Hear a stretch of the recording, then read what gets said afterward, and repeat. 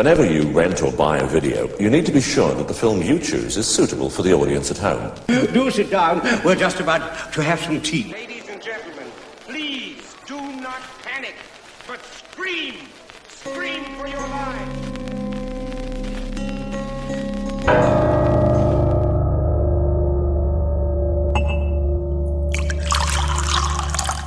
Hey weirdos, the kettle's boiled. Welcome to Tea for Terror, where we take a favourite horror film and dissect it over a nice cuppa. I'm your host, Andrew Graves, and my guest today is a masterpiece. I've never seen anything like him before. Welcome, Darrell Buxton. How you doing, mate? I'm great, thanks, Andrew. What an intro. Fabulous. Yes, I think we've got a lot. Well, hopefully we've got a lot to talk about today. We'll go into the chosen film shortly, but yeah, what you been up to? How's things? Yeah, loads as usual. We've got We Belong Dead on the conveyor belt again. We've just got our new book out, which is called The Blood is the Life, which is our book on history of vampire cinema, which we got the final proofs of last week, and which looks amazing. So that's now out and available. Great cover artwork by Josh Riles with a picture of Christopher Lee on the front, and loads of reviews inside. And yeah, tons of other stuff as well. I've been doing stuff for Treasured Films. We've just got The Dawn of the Mummy has finally come out from TF, and I'm involved in some of the extras on that, and I'm currently doing stuff for Treasured Films from home. I'm working freelance from home for them, and doing all those things on Blu-rays that you never think about. Like, I mean, the latest set of jobs I've been doing have been editing the SDH files and the subtitles. You know, and that is something that people, when you put a Blu-ray in your player, you never think, oh, someone's got to actually edit the you know that someone designs the subs and creates them, but then someone has to go through and check that they've done it right, you know, and that's me. Well, it's funny you should say that, because my wife Anna, she one of her hobbies is this sounds like a complete tangent, but there is relevant. She's one of her hobbies is she's well into kind of vintage sort of 30s style knitting. So she does loads of kind of proper. She scours the internet for stuff. But so anyway, she goes to a couple of knit and natter type events every week. But at one of them, she was talking to someone who, they weren't native to this country. They'd come over from Japan, but they lived here now, I think. And yeah, that's what they did. Basically, they take a lot of English films, does vice versa as well. We take a lot of English films and put Japanese subtitles on for the foreign market. So yeah. Like you said, someone has to do that. I like, you know, because I'm quite nerdy and boring in some ways, but I like those kind of jobs, not just to do with films, but any jobs where you think, well, yeah, someone's got to do that, haven't they? Yeah, I know. Things that don't just magically appear, that someone's got to do. So yeah, there is so many. You know, because I teach a bit at Trent University every now and again, and one of the things obviously I specialise in writing and films and stuff like that. But talk about the student, it's getting them to realise that in any industry there are far many more jobs than you would possibly imagine. And a lot of those will be done by the same person. So it's not about just. You say writer, and it's not just your Stephen King's. There's everything from a sauce bottle, whatever. Oh yeah, and it's not all flashy, is it? It's not all getting out there with a camera and making a movie, or writing a bestseller, or whatever, or bringing out a Blu-ray. It's doing that little sort of minutiae, isn't it? And getting if without that, I'll tell you what, Andy, without that stuff, people notice those mistakes. We've all picked up a Blu-ray booklet and read through it and thought, oh, there's a spelling mistake on page 1. If we're doing right, there isn't. So. Well, what I have read of yours is you're doing not exactly a column for us at We Belong Dead, but you're doing this sort of series of essays for us, which are going to be starting to come out in the new year. We've already had the first two from you, and they're fantastic so far. I reread the new one this morning, and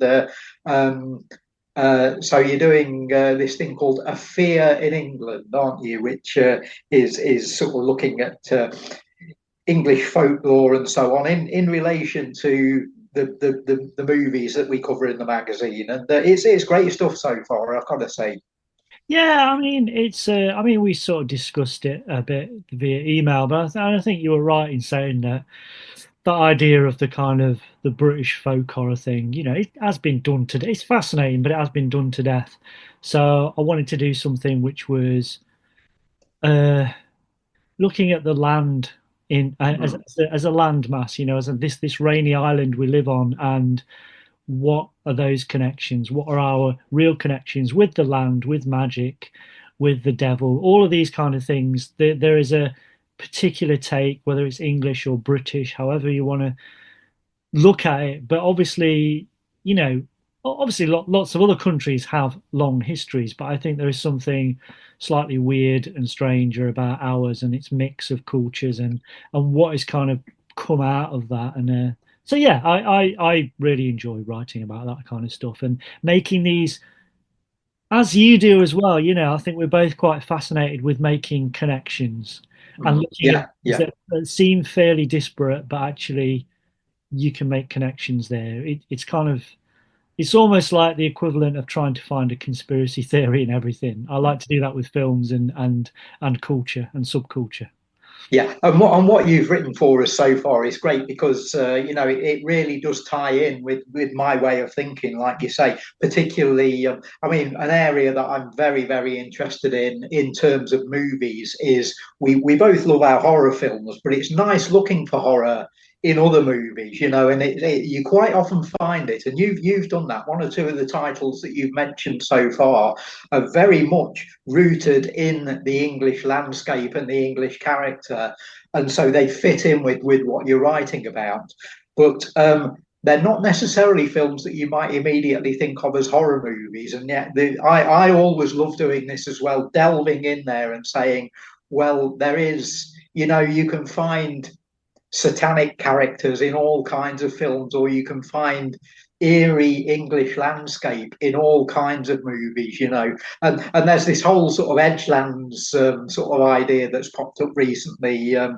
Friends of mine, David Hookvale and Simon Ballard, wrote their book called Edgelands of Fear last year, which I edited, and they've gone into sort of short fiction, writing about these little spaces that sort of between the tracks and off the beaten path sort of thing. And again, you find a lot of that stuff in horror movies used as locations, but you'll find it in all kinds of strange places. And it's interesting to see that in a film that isn't ostensibly a fright movie, but has got this eerie quality to it. And I think you're finding that in the stuff you've written in the column so far, or the essays, as I should say. Well, I think Teeth Terror. I know I'm more than happy for someone to do a classic horror film. That's fine, and we'll Yeah, look yeah, at that. But I'm also, as I've said 100 times, horror or the uncanny, those kind of films, it's a very broad church. And I think, this is why, a few episodes ago we did Performance, which most people would horror film, but I would defy anybody. Well, Turner, Mick Jagger, who plays Turner in that, how is that not a Crowley type figure in the same yeah, yeah.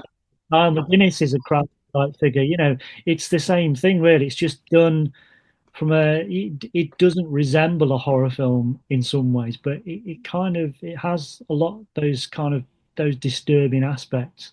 Yeah, look at that final shot, for God's sake. If Yeah, yeah. there's pure horror, absolute Jekyll and Hyde. So, or something even stranger than Jekyll and Hyde, Jekyll with Hyde.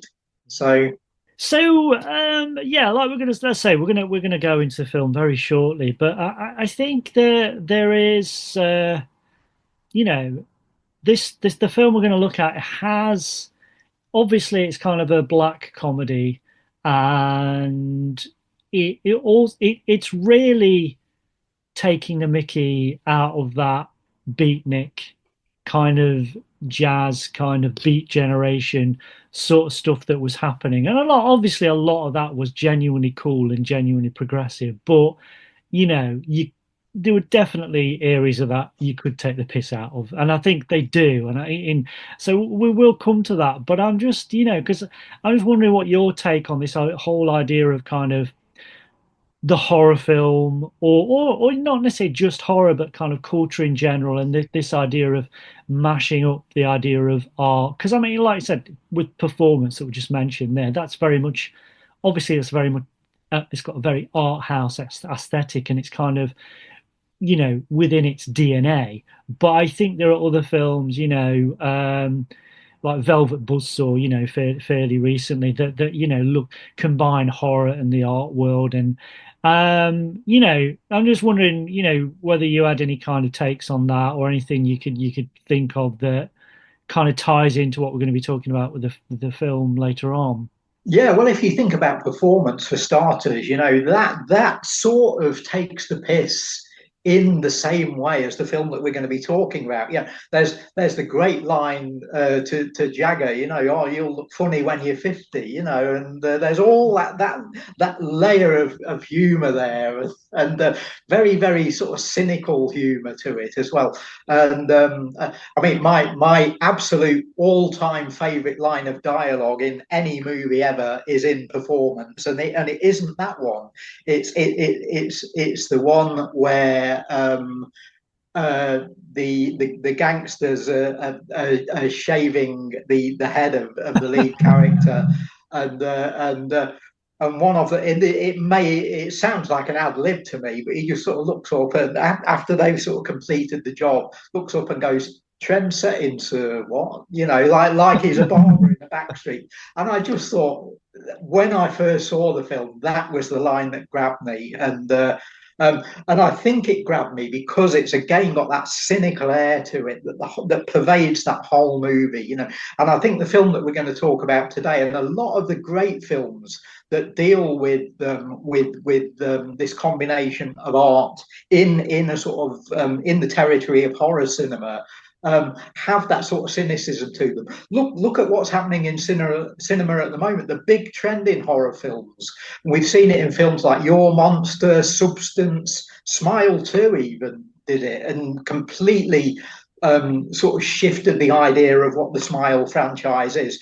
They've all pretty much got the same plot, which is a sort of a performer who's been successful but is maybe sort of aging and maybe having to sort of compete now to stay at a certain level, manifests all of that in the form of a grotesque monster that appears on stage, and spoilers for anyone who's not seen those three films, but it's weird how I said when the films all came out, I sort of noted online that okay, we have trends in horror every now and then. The vampire comes back, or the mummy comes back, or the werewolf comes back. Suddenly, here's this idea of it's like that old the old Eddie Izzard routine about the reproductive activities of various animals, and it's, oh, you do it doggy style, you do it doggy style, you do it doggy, and then, oh, the salmon, and goes into this incredibly complex sort of detail about how the salmon reproduces, having to swim upstream and all this, and it seems like that with these three films, and possibly more to come, that okay, the werewolf might be revived or the vampire might be revived, but suddenly we've got this trend in horror that's all about performers striving to stay at the top and manifesting that in the form of a horrible monster that appears in front of them and in front of the audience on stage, and that type of plot has maybe been done before in terms of the lead character sort of imagining what's going on. But what's interesting about this new crop of films is the monsters actually seem to be there. The audience can see them, and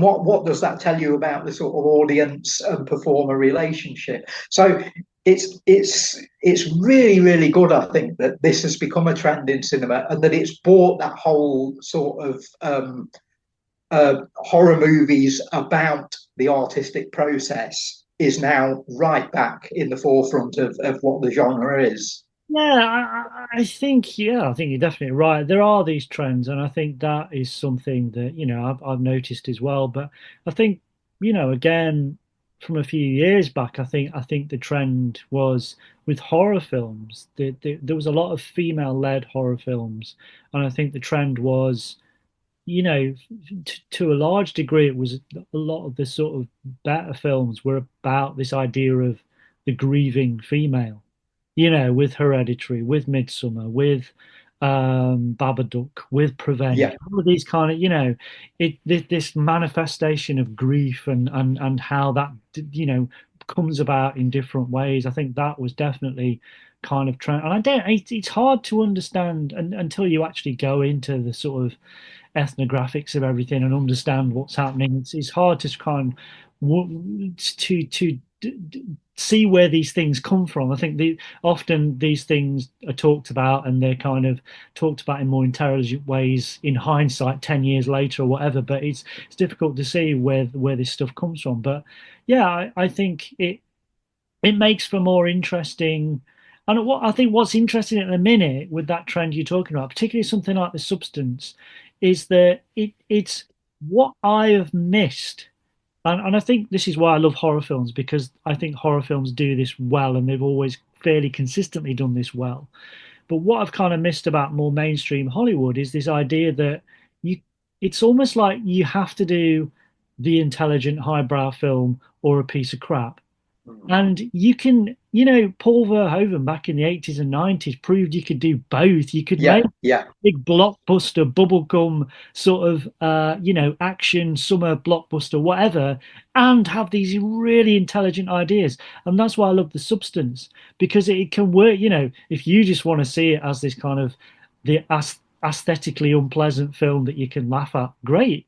But yeah, yeah. actually, so much going on there as well. It's brilliant. It's fantastic. Yeah, it is. It's the big budget trauma film with a brain, isn't it? Yeah, yeah, yeah, And exactly. something with something to say. Not that Lloyd Kaufman's films don't have something to say, but it's nice that we've got something like that in the mainstream now. And it's weird, because I do this kind of talk cinema sort of film appreciation thing. I run this thing at the Broadway, which is great. Uh, but I think you can get and largely people there come and it's kind of they're very open-minded about stuff. But I think it's very. I don't think it's to me it's not that challenging, but it is for a lot of people, and Yeah, people can't unless it's kind of like deadly serious in your face. This is a serious film, and or it's partly based on reality or whatever. They can't. A lot of people can't see past the effect exactly, or exactly. and they can't see the intelligence of something. It's just daft or it's throwaway, and that's not the case. There was something like The Substance. It's one of the best films I saw this year, absolutely. Just because it's so in your face, but really, as you said, has got such a lot to say. Okay, I think we'll introduce the film. So the film we're going to look at this week or this episode is Bucket of Blood, directed, of course, directed by Mr. Roger Corman. The artist, the poet, the figure model who loves to show it. Do you suppose he could be physically attracted to her? No, man, he ain't the type. He don't get enough vitamin E. All these are beat. All these you'll meet in A Bucket of Blood. We've covered Corman before, way back. I can't remember the episode now. But anyway, Nicholas Vince came on, who is Mr. Chatterman Cenobite. He came on and he discussed Mask of the Red Death. So obviously we've talked about Corman a little bit before and Vincent Price and stuff. But yeah, I think this is a very different film in a lot of ways to Mask of the Red Death. So it's good to look at this one. So Darrell, so usual question, when did you first come across this film? It's a film that I'd read about for years and years, and I was a big Corman fan from very early on. I was watching his stuff way back in the 70s, and managing to catch up with a lot of the things like the Poe movies on TV screenings and stuff. And Bucket of Blood was one of the films that seemed quite elusive, and I don't think I actually got to see it until probably the early 90s, which is over 30 years ago now, but in my terms that was quite late for me as a sort of teenage horror fan and into my 20s, retaining my interest in horror movies, which has carried on forever, I'm glad to say. I was trying to see everything I could, as a lot of our generation was, and Bucket of Blood was one of the Corman titles that didn't ever seem to get shown anywhere. And I think I eventually got to see it because a mate would have taped it for me from a satellite TV screening, because I didn't have sort of satellite TV or anything, when Sky and BSB and everything were first introduced in the late 80s. So yeah, I've got vague memories of a pal recording it for us and bringing videotape round and me watching it on VHS. And boy, did it live up to expectations. All the impression I'd got from about the movie from reading about it was you always see it lumped in with Corman's Little Shop of Horrors from the following year, because they were both produced very quickly. They share cast members. They've got very similar sort of production values. And they're both horror comedies. And Little Shop of Horrors, of course, by that point, by the mid 80s, had taken off because we'd had the big Hollywood, the Broadway musical. We'd had the big extravagant Frank Oz movie version of that. And Little Shop of Horrors was like a known quantity, even in the mainstream, And I think Bucket of Blood had been rather sort of pushed back by that a little bit. And anyway, I got to see it on this tape that this mate had done for us. And I thought, not only is this better than Little Shop of Horrors, I think it's Roger Corman's best horror movie. And it's a typical Corman movie in the terms that we've just been talking about elsewhere, in that it has got something to say. I think, well, I know, I think the first time I came across this, because I think, like you said, it was fairly elusive. It wasn't something that wouldn't necessarily crop up on TV or whatever. So I remember, from probably, 20 years ago, there was when DVDs first started coming out. So you got your more prestige DVDs, but a lot of companies, as they did with video and other technologies, would produce like really cheap tack kind of stuff that was what did not cleaned it up or anything. So I remember that there were this, I can't even remember the name of the company now, but they used to put these really cheap, and you get 3 films on one disc. Yeah, I remember I had one where it was, I think it was Bucket of Blood, Little Shop of Horrors, and possibly The Haunting of Hell House. I think, and I think, so I definitely saw it there. So it would have been about, I don't know, not 15, 20 years ago, something like that. So yeah, and I think it's, because I think, I've covered this on the Broadway in my courses before a couple of times, and yeah, I think it's obviously, you call a film Bucket of Blood, its reputation is gonna precede it. yeah. But yeah, it does have. I'm not entirely sure. For me, it's not my favorite Corman horror film. I think. I still think Mask of the Red Death is just incredible. Yeah. But I do really like this, and I've always had a soft spot for it. And I think it's partly because, I mean, we'll get into the whole kind of satirical sort of art stuff in a second, but I like Dick Miller. I think he's just he. I mean, obviously he's a guy that, one of Corman's proteges was obviously Joe Dante, and Joe Dante established this relationship with Dick Miller, and he's in a lot of Joe Dante's films, and so he's kind of recognizable, not usually as a main man, but a really important kind of side character in a lot of films.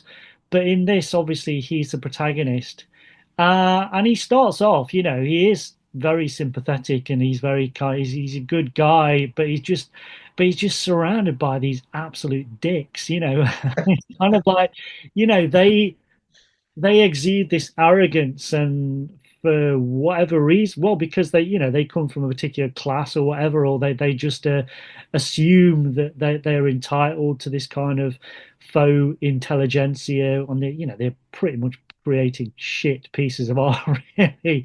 Although I like the poet, I have to say, I like the poet. I like Maxwell. Yeah, he's great. He's great. Although I think he's as much a dick as any of the other Yeah, oh characters, God, yeah, yeah. but He's he's fun with it. He's a fun character for the audience to watch. I think the thing with Corman is he uh, although he was sort of older than his audience, he was always what you'd nowadays call down with the kids, and I mean from the stuff he was doing, the drive-in stuff he was doing in the 50s, right through to things like The Trip and The Wild Angels 10 years later, he's clearly someone who was interested in youth culture and sort of identified with it a bit.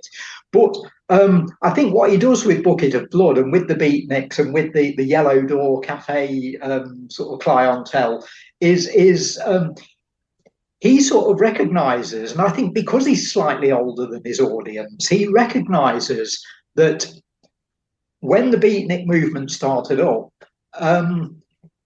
it from his point of view, as a person who was sort of 10 years older than the rock and rollers, I think he may well have seen this as why are people of my age muscling in on the rock and roll crowd, and it's almost like they're trying to take it over. And a similar sort of thing's happening today.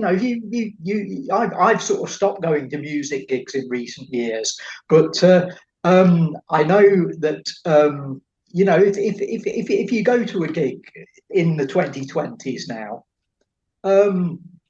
it's full of people of our age. It's full of 60-year-old bold blokes, and the point is, I never had that at the gigs that I was going to see when I was 17, 18, 19. I didn't. If there'd been 15 old men in the crowd, we'd all been looking at each other wondering why. Now it's become acceptable. It's become what happens, and the whole Beatnik thing seems to be a sort of anticipation of that, in that the previous generation has seen all these kids coming up and loving Elvis Presley and loving Little Richard and Jerry Lee Lewis, and thinking, why are these kids having fun and we didn't when we were their age? What can we do to sort of be part of this? And what they did was sort of rediscovered coffee and rediscovered poetry, and then tried to convince the kids that, poetry's cool, man, and wearing a beret is cool and all this. And Corman and Chuck Griffith, the scriptwriter, obviously see right through that in Bucket of Blood. Corman, a couple of years earlier, had made a film called Rock All Night, which really did show that he was sort of very keen on, even if he wasn't keen on rock and roll itself, I think he was very interested in that world and this new culture that was springing up, largely because it was the audience that was going to see his monster films. They were also the kids that were out jiving to the rock bands. And Rock All Night is great because it really celebrates that culture, but it's also got a sort of spoof Beatnik jive talking hipster character.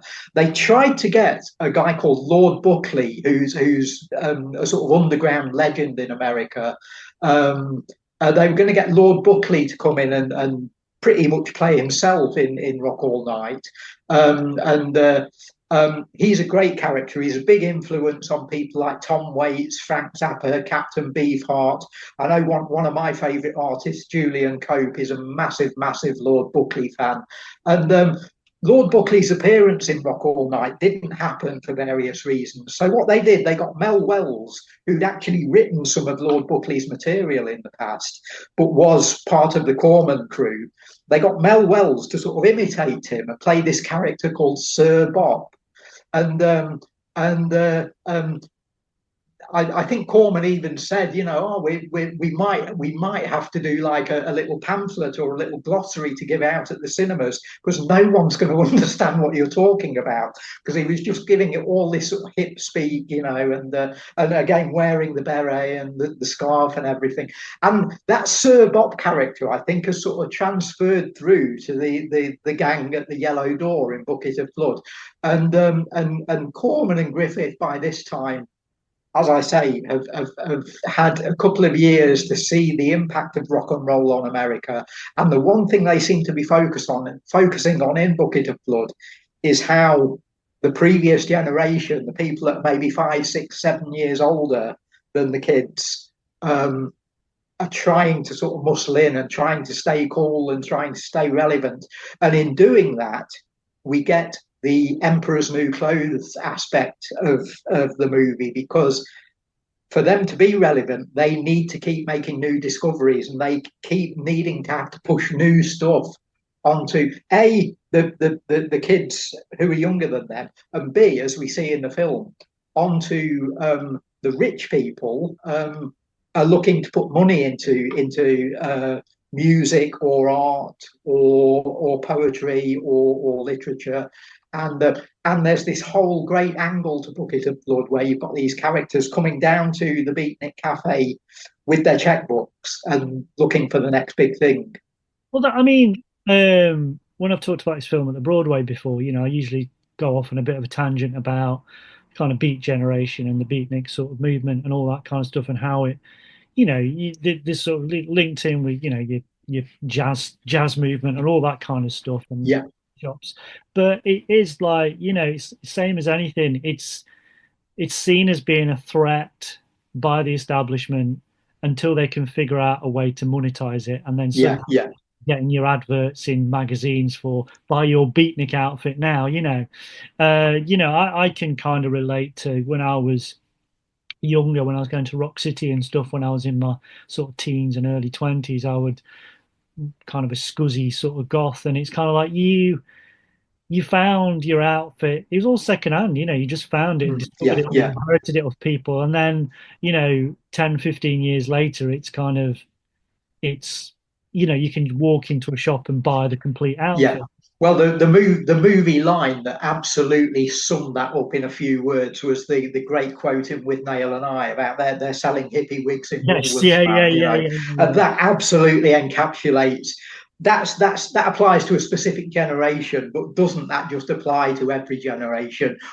Every generation's got its own version of the hippie wig, and it always ends up getting sold in Woolworths. Woolworths is gone now. Yeah, indeed. Well, I mean, I think you're right. Symbolic Woolworths I'm talking about, rather than the literal. Yeah. I think it has a lot in common with Wisnell and I. I think it has, because obviously it's the 1959 it came out. It's the end of the 50s. People seeing that. People, even though the 60s went on to be whatever, people knew what was coming, and they could kind of see that's the end coming. Similar this is a world, remember, where nobody knows what the Beatles are. Nobody knows what Led Zeppelin are. We've got all that to come, and here's this little isolated world where none of that has happened. And I think when you watch a film like Bucket of Blood, you've got to remember that. Yeah, and I think that as well as Withnail, I think you can watch Withnail now, you can watch Bucket of Blood, but you should also probably watch The Rebel as well. Hancock, Galton and Simpson, because I think this is, even though this was before The Rebel, this is like a bloodier version of The Rebel. It's the same similar story, really. Hancock in The Rebel, for those that I love Hancock. But in The Rebel, he goes over to Paris to try and become an artist, and he's rubbish, But the one scene in this which really reminded me of kind of Galton and Simpson type writing is where it's before he's killed the cat, when he's trying to make a little thing out of clay and he's trying to shape it, and he says, "Be a nose, be a nose." Funny Hancock line that is. It's great because it's a funny line, but the way Miller delivers it. Yes. And Corman apparently said this. Corman was asking around and saying, "Well, I've never directed a comedy before. How how do you direct comedy? And I think various people advised him and said, Roger, the way you direct comedy is get all of your actors to play it dead straight. And that's what he does in Bucket of Blood. And I think Miller in that scene, it's a great funny line and it's a great laugh, but Miller's playing it dead straight. And the line contains humour, but it also contains all of the frustrations of Yeah, Walter there's a lot of Mason. pathos in it, but I think Yeah. that's why Hancock was funny. And you know, Hancock, the best parts about Hancock is where those cracks start to appear, and suddenly, you Oh, yeah, know, yeah. I mean, the other thing it reminded me of this film, it's not just The Rebel, but there's an episode of the radio show called the Poetry Society, which Mm. obviously is about beatnik poetry. And Yeah, yeah. I mean, there's lines in the poem that Maxwell reads at the beginning. I just kept thinking about Bill Kerr and his kind of Yeah, uh, yeah, and again, that must have been difficult for Chuck Griffith to write, and for Galton and Simpson to write as well, because it's easy to parody something. You know, it's easy to do a broad parody of a new trend. What's difficult is getting that right and making it sound convincing. And I think in all of those cases, in the Hancock shows and in Bucket of Blood here. It's a parody of beatnik poetry, but it also passes for genuine beatnik poetry. The creative urge at its most primitive. I'm deeply moved, and I shall compose a poem. Yeah, so I think that with this film, it comes. You know, we talked about it being at the end, you know, end of the 50s, really, but also it's reflective of a lot of the films that were coming out and kind of, you know, flying from a mainstream point of view, kind of under the radar slightly. I'm not saying this was like an underground film, obviously it had a release, but it was about those independent studios, particularly like AIP and, you know, Arkoff and people like that before. They, you know, because obviously what you had, you know, in 1948, you've got the you know, the United States versus Paramount Pictures, this antitrust case where effectively the movie industry lost, and it was about breaking up the monopolies. So what came out of that really practically was this idea that they couldn't own the theatre, they couldn't block book theatres or own Sure, the theatres just to put their product out. So what that meant was kind of the end of the sort of Hollywood system, you know, and also it meant on a more practical level for a lot of actors and you know, the most studios, big studios, had like B movie kind of departments where they would make, because they could block book these theaters, they'd have the main movie and then the B movie, and they would have lots of actors that had not progressed into making sort of A movies. There were B movie stock, and a lot of those B movies disappeared because there was no financial sense for the studios to do them. So a lot of people kind of lost their careers and things like that. But also it led to this idea of, I mean, what Tarantino talks about a lot is this idea of the 50s becoming quite stagnant. And I think on the surface, I think there's some really good mainstream 50s movies still. But, you know, in general terms, on the surface, yeah, there was this kind of stagnation, the rise of television, all this kind of stuff, people not really understanding what to do, lots of companies being bought out by people that had never really previously had anything to do with movies. So there was this kind of stagnation as far as mainstream cinema was going. Like people were all over the place, and they were kind of largely ignoring the teenage market. You know, this new teenage group of people that were coming along with a disposable income, which is exactly where your Cormans and your Arkoffs and your AIPs came in, and they took up that market and became this, whatever the reasons for doing it, whether it was just, I mean, Corman obviously was an artist and he understood about films, but I think whatever the wider reasons for doing it, obviously it was there to try and, you know, get some of that cash that you know, sloshing around in the teenage market.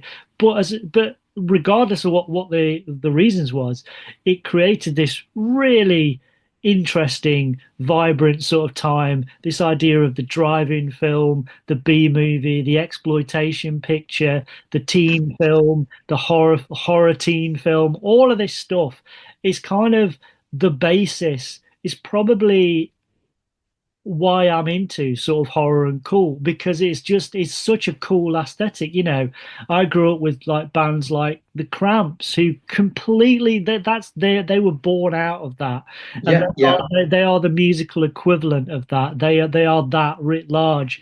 And I think any books you get on sort of cult cinema, it tends to feed into that 50s kind of vibe. You always get the Robot Monster and Plan 9 and all that kind of stuff. So I think, Corman he was kind of king of that world. Whether or not mainstream Hollywood ever really recognized him, I mean, yeah, there was lots of gushing obituaries and stuff like that, but I don't think that the mainstream film world ever really recognized him and what he did.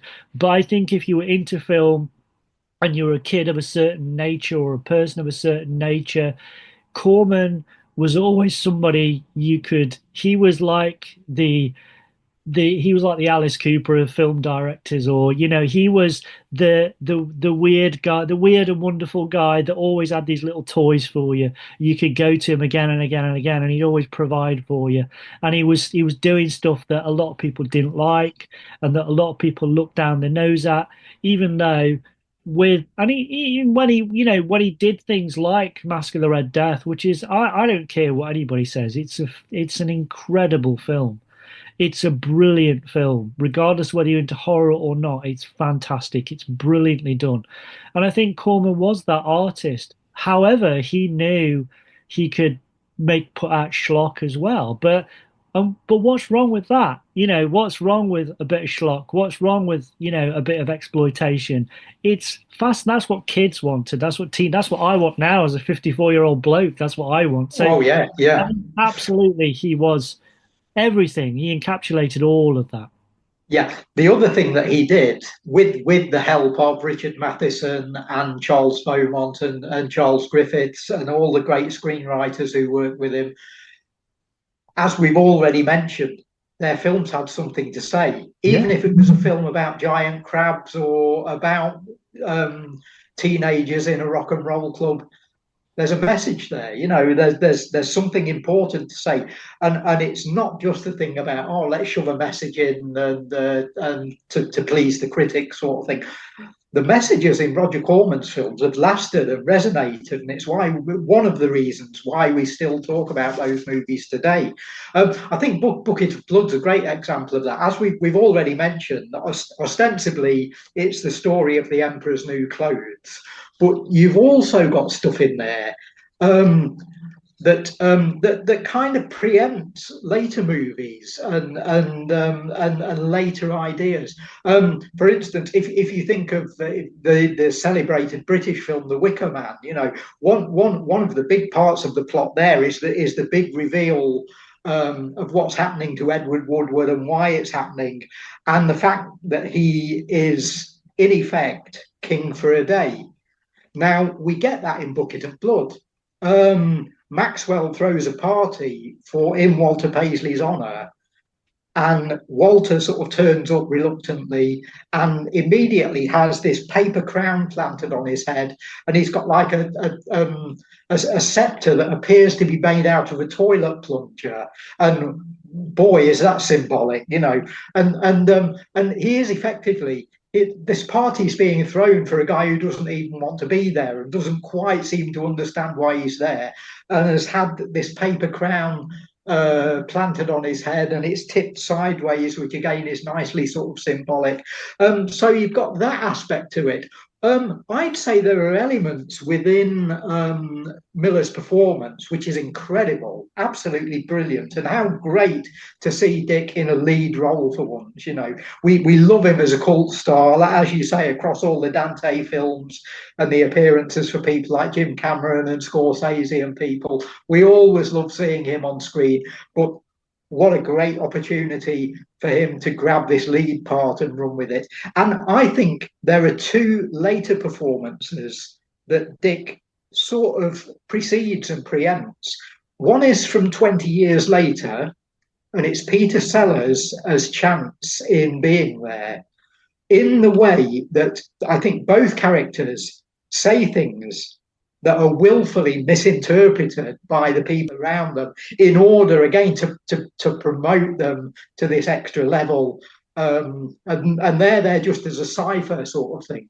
And the other character that I think Dick preempts, and I'm not just saying this because it's a horror movie, but I think there are elements in the non-horror side of the characters that sort of combine and have sort of imitative aspects.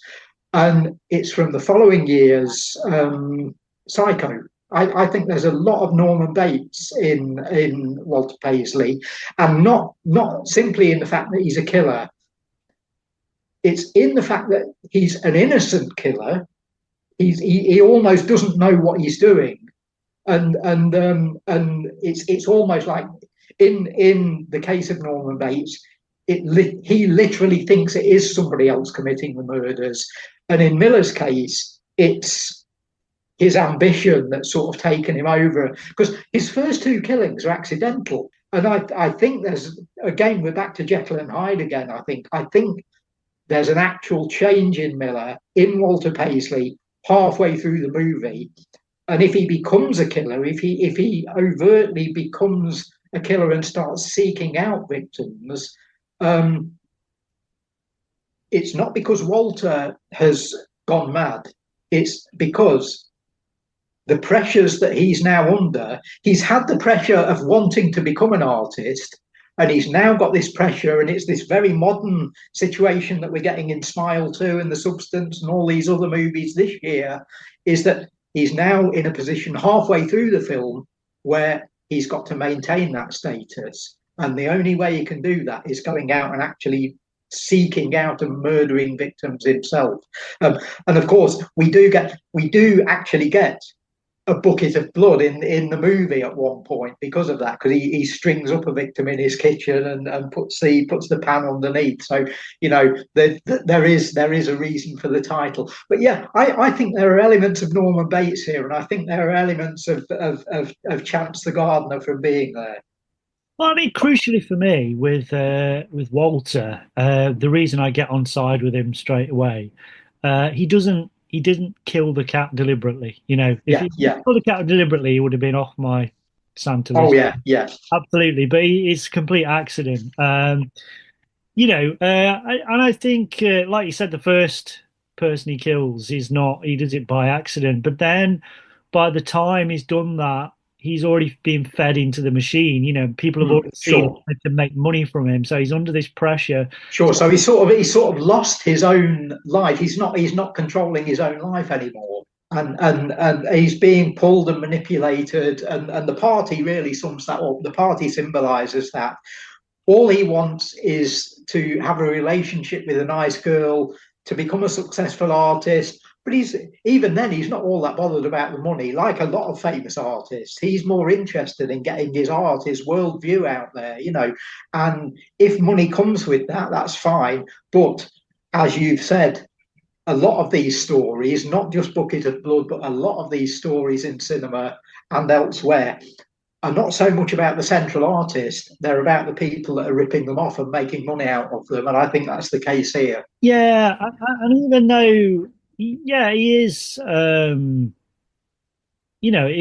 the Emperor's New Clothes, like you said, and I think I think he plays it so well that even when you get somebody, so you've got the catty sort of blonde girl who he eventually kills, who is she sees through. She's like the kid in the Emperor's New Clothes. The one who actually shouts out. She's still talking about him in the cafe as a busboy. She's still putting her orders in for coffee with him. Everybody else is, oh, Walter, you're great, you're great, you're great. Not because they think he's great, but because they think they can profit themselves from calling him great. And she's the character who is the little girl in the Emperor's New Clothes, the one who calls him out and says, you're not an artist, you're the waiter. But even then, even though we know what she's saying is absolute, I mean, she could have she could go about it in a more polite way. She is a bit odd, you know. Well, Kind of had she done that, we'd have lost a plot driver, because of course it gives the excuse for him to go out and kill her. So, well, I mean, part of this, this is. I mean, in some ways, this is kind of. I mean, the other kind of Corman-esque connection with Vincent Price, but this is like a more. It's like a lower budget, a kind of street level version of House of Wax in some ways. oh, indeed it is. Yeah, yeah. You know, this idea that, and you know, I love the fact that it's he just, you know, he basically just puts clay on bodies. Yeah, yeah. How Now, that would be winning the Turner Prize, you know. Not even seen as a penny, it's like seen as a fraud. It's like, no, actually, you know, this would be this would definitely be an award-winning sort of artist by now, you know. oh yeah, I think so. You know, how far removed is Walter from Damien Hirst? Let's say, you know, not much, not What much. was the other guy? Oh, I forget his name now. The guy who did the bodywork stuff, you know, we Oh basically yes, yeah. corpses and, you know, yeah, yeah. Yeah, but I mean, for all of the sort of goofing around in Bucket of Blood and all the comedy, albeit being played straight by the cast, which is brilliant, there are occasional genuinely chilling moments of horror. I think the point where Dick, as Walter, is out looking for victims. He's now in this Mr. Hyde mode, you know, and he's out looking for victims because he needs bodies in order to do his work. And there's the point where he goes to the sort of the like woodwork shop, and there's a guy with a buzzsaw there.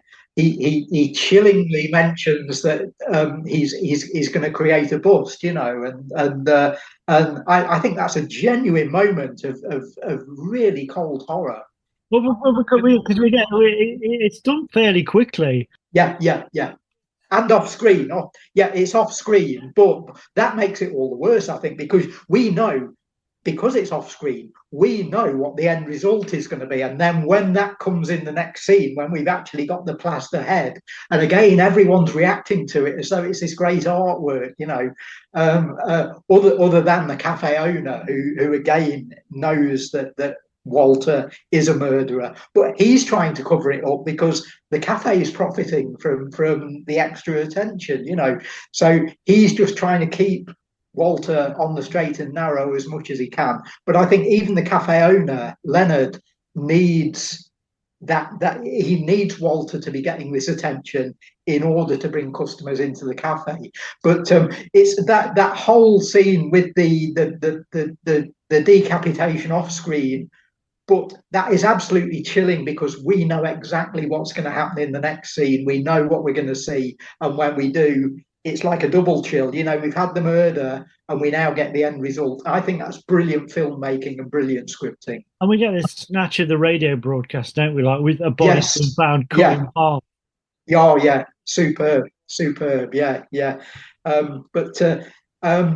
It's so good as a horror comedy. But I think it's good as a horror movie, you know. And as you say, if the template is House of Wax, I think it adapts that to its own little medium and its own little world, and B, I think it's actually got more to say than House of Wax, and that might just be because America has shifted in that 6-year period seismically. You know, there's been massive changes in the world, and particularly in the world of youth culture, in between House of Wax and the late 50s. And I think Bucket of Blood comments on that. Yeah, I mean, I've got House of Wax. I love Vincent Price, but yeah, who I've always doesn't? seen it as it looks great, and obviously it was intended to go out 3D at the time, and so yeah. So in some ways, it's more gimmicky. I've always preferred Mystery of the Wax Museum. To be now, honest. we've been talking about youth culture and this youth audience and the rock and roll audience. They weren't around 6 years earlier. That only happened in 1955, 56, 57. And so House of Wax is only made 6 years before Bucket of Blood. And yet it's made for a totally different cinema audience. Well, I always I did a film course a few years back called just before COVID kicked in. In fact, it's called Teenage Teenage Flicks, and it was kind of, obviously looking at a teen on film. And I kind of started off by making the point: if you look at something like The Guinea Pig from 1948, with obviously Richard Attenborough playing. I think he was in his 20s. He was playing a 14-year-old. Yeah, yeah, I mean, that's a really interesting film. It's not a sure. great film, it's an interesting film. And then, 6 or 7 years later, you get Rebel Without a Cause. Obviously, they filmed in two different countries, but that shows just how much change had occurred in terms of how we viewed young people, particularly on screen. You've got this very, very antiquated view in 1948, and then 6 or 7 years later, you got Rebel Without a Cause, which just hitting you, punching you in the face.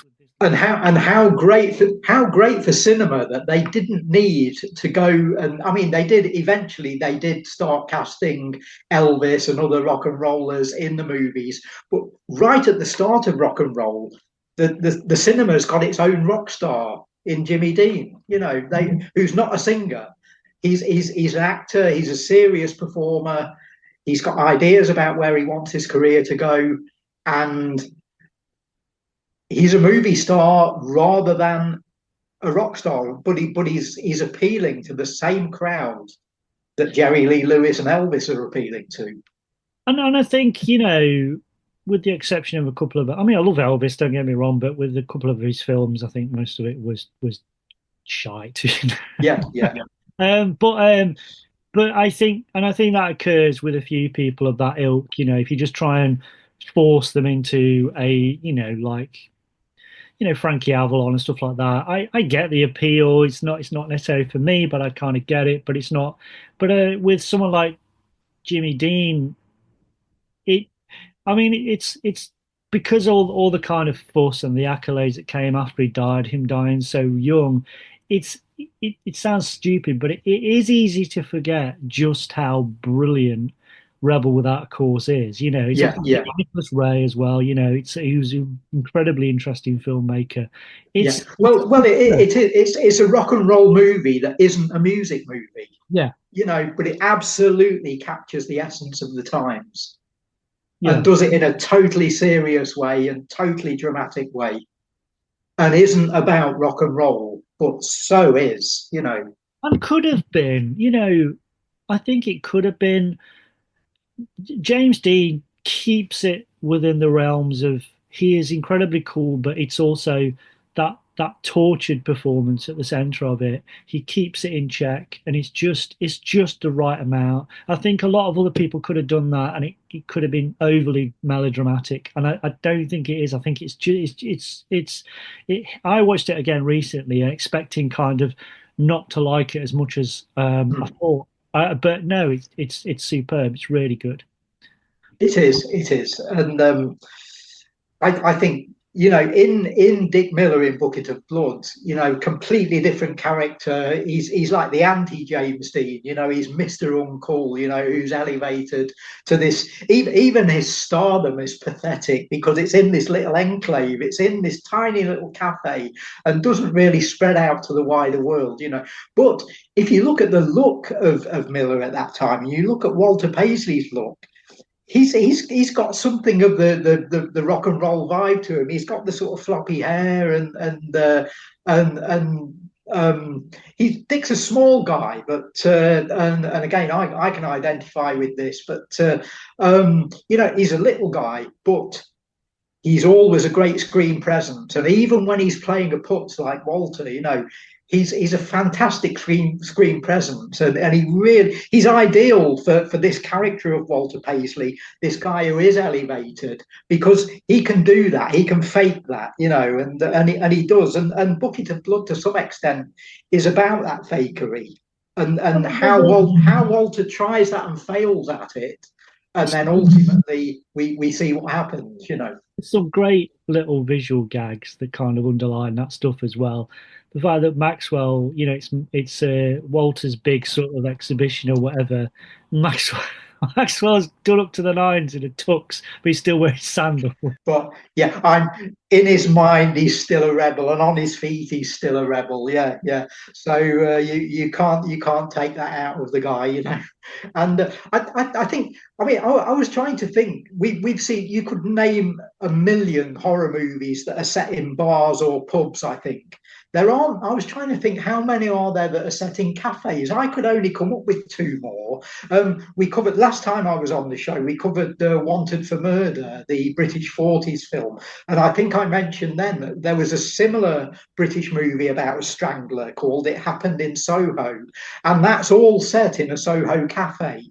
And the only other one I could think of isn't a movie, but it's the final series of Sapphire and Steel, which is all set in a cafe. And they're the only two that I could bring to mind. And I think Bucket of Blood is the quintessential cafe horror movie. Yeah, what? Yeah, I just did a thing for Infinity magazine on Sapphire and Steel. Yeah, so I mentioned that last very eerie sort of, which is terrifying. Yeah, yeah. Yeah. No, but the other one I was going to say was, and again, I wrote about this for We Belong Dead a long time ago now. But the bar, the Spanish. Yes, El Bar. Yes, yeah, yeah. Which is sort of part bar, part cafe. Yeah, but I'd throw that in as well.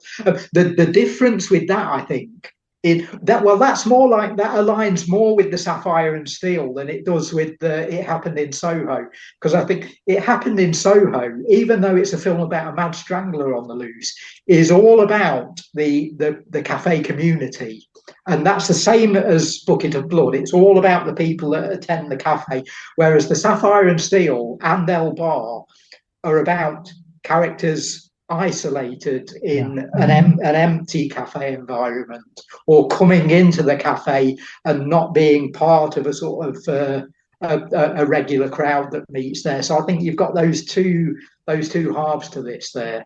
And I think Bucket of Blood, in terms of community, is totally convincing. All the characters, even the smallest character, is very, very rounded, and I think Chuck Griffith gives them a lot of stuff to say.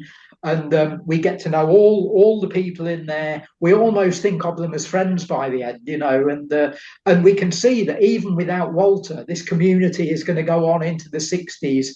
And as I've already said, we know what they don't know. We know, looking back on the film now, we know what's coming next, and the characters in the movie don't. And I'd be interested to see a movie with some of these beatnik figures 5 years later. You know, I suppose we get the nearest we'll ever come to that is Little Shop of Horrors, I guess, you know. Yeah, it definitely captures a time, but it's not romanticizing a time either. It's just a satirical view of what. Yeah. Well, because I think Chuck Griffith and Roger Corman are both so jaundiced about it all, and they're looking at it. Corman in particular is the same age as the characters in the movie, you know, and so he knows what they're thinking, and he's loving the fact that he can take the piss out of these guys who are trying to stay relevant, and even though they're 5 years too old for Jerry Lee Lewis, you know, and for Elvis Presley. So I think it's a Corman movie that Roger, I think, puts a lot of himself into, and I think he really identifies with. I don't think he identifies with the characters. I think that's the point. I think he doesn't identify with them. He's sniping at them from outside, you know, in a different way to The Trip, where I think he actually embraces the youth culture of 1967 and wishes he was part of it almost. I mean, there's the famous story that he did actually take LSD before the and nothing happened, you know. But even so, he thought, well, I've done it. I've had a go. I've tried to immerse myself in the culture to get an understanding of it, but I think Roger recognised that he wasn't part of that culture, as he wasn't part of the beatnik culture. But what he is a brilliant commentator on youth culture, and I think Bucket of Blood and The Trip and so many of his other films, even his Edgar Allan Poe films, often have youthful characters in them who are there as a sort of representative of the audience, the young crowd that he knows he's going to get. I want to talk about the ending of Bucket of Blood, because it ends inevitably. I don't. We perhaps shouldn't say, in case anyone's not seen the film, but let's just say, if you haven't seen the film and we don't tell you the ending, you won't be too surprised by it. In that, without sort of giving away what happens, we do get one final artistic masterpiece from Walter Paisley, and there's an interesting clue which I'd not picked up on before on viewing the film, and it was only last time I watched it. Well, I watched it last week in order to sort of refresh my memory for today, and I know Stephen West, in the book that we did on Corman for We Belong Dead last year as our tribute to him, Stephen West, I see, has actually mentioned this in his little piece on Bucket of Blood. There's a point about 20 minutes into the film where a folk singer in the background at the cafe is just strumming away on a guitar, singing a folk song. And I'd never noticed before, but it's actually Ewan MacColl's song about the events at 10 Rillington Place. Is it really? Oh. Yeah, you go back and listen, about 21, 22 minutes into the film, I think it is. And he's singing a Ewan MacColl song about Tim Evans. And it had never occurred to me before. And again, without giving anything away, I think there are parallels between the ending and with the sort of outcome of the Rillington Place case. So, and of course, Corman and Griffith are making this film a couple of years before Ludovic Kennedy's book sort of stirs up all of the Rillington stuff again. So, I mean, I've watched the film loads and loads of times before and always just thought, oh, there's this guy strumming a guitar in the background, you know. And this time through, I just caught the name Tim Evans. And then I thought, do I remember that Ewan MacColl did a song about him? He wrote a folk song about the case. And then I looked all that up, and Stephen had mentioned it in our book as well. And he actually makes the direct parallel between Evans and Walter Paisley. So again, without wanting to sort of give away the ending, you know. Chops to Stephen West for pointing that out. I love those little connections. Yeah. Isn't it always great when you watch a film that you've seen 15 times before and you find something new in it? So, any last thoughts on Bucket of Blood? Yeah, I'm just going to be very blunt and say one thing. I think it's a better film than Little Shop of Horrors. Oh yeah, I would say it's a better film than that. I'd go further, and I'll annoy you here now, Andrew, by saying I'm not going to come out and say it's a better film than Mask of the Red Death, but I'm going to be more general than that and say what I said at the start. I think it's Roger Corman's best horror movie, and I think he's only made one better film, which we've already mentioned. I think my favourite Corman film of all is The Trip. And I think Bucket of Blood comes a bloody close second. Yeah. Okay. So, any quick plugs? Yeah, as I say, Treasured Films Dawn of the Mummy is just out this week after the long wait. The copies have finally arrived and they're being shipped out. I'm on that with a 16-minute extra called Back to the Suture, which is all about mummy films of the 1980s. And if you think there weren't many mummy films of the 1980s, I think I've listed probably getting on for 3 dozen at least. So So yeah, check out Dawn of the Mummy, check out my extra on there, and I've got other stuff coming up for Treasured Films. They've just offered me another assignment for next year, which I'm working on already, and that's going to be to do with a very controversial film that they're going to be bringing out next year. Not Reality Killers either, which they're trying to release and which has been banned by the BBFC. So I have been doing a bit of editing work on that release, but they're bringing out another very controversial title which hasn't been announced yet, and I'm going to be recording a video essay with them on that. So I'm going to be hopefully doing more work on that side of things, doing sort of Blu-ray extras and so on. We Belong Dead is continuing apace. We're going to be featuring your stuff on in the Fear in England essays that you're doing for us, which are fantastic. They're going to be appearing in the mag as from our first issue next year. And we've already got 2 columns in from you. We've got big plans for We Belong Dead next year as well. We've got more books coming out following the Blood is the Life, the vampire one. And we're planning, we did our Roger Corman special, unfortunately, of course, in the wake of the news of Roger's death in May. And we banged that out within 33 days, which we think Roger would have been proud of. Now, somebody said to me after we'd done the book, they said, this is great and Roger would have loved it, but wouldn't it be nice to do a book like this about somebody who's still alive? And we're planning one for March 2025, which is in process at the moment. And it is about a current living filmmaker, in fact, still an active filmmaker.